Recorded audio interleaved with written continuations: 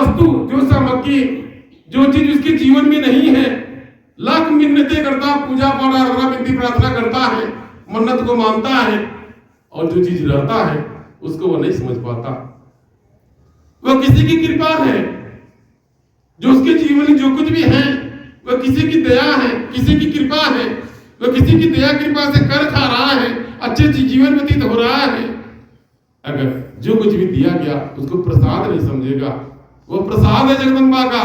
घर द्वार खेती बाड़ी बाल गोपाल, वो प्रसाद है जगदम्बा का। जो घर नहीं होता घर के लिए तरसता है, मुझे घर बन जाता। जो खेत जमीन नहीं होता खेत जमीन के लिए तरसता, मेरा भी कोई खेत जमीन हो जाता। जिसके बाद एक औलाद नहीं, औलाद के लिए तरसता, मेरा भी एक संतान हो जाता, औलाद हो जाता।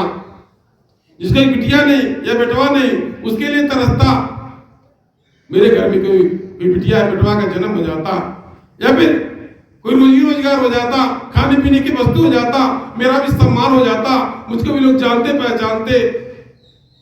यदि जगदम्बा उस मानव को वह प्रदान कर देती हैं, वह समेट नहीं पाता।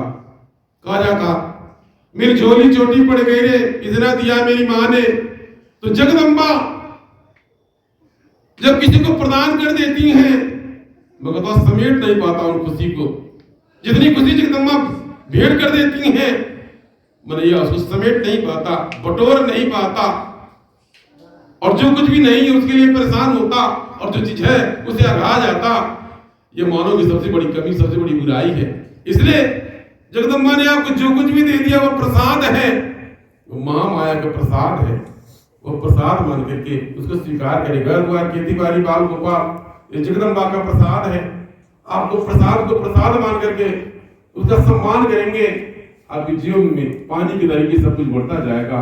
अगर आप मान करेंगे, तिरस्कार करेंगे, वही तिरस्कार वही अपमान कभी जवाब देगा, आपको समझ नहीं आएगा।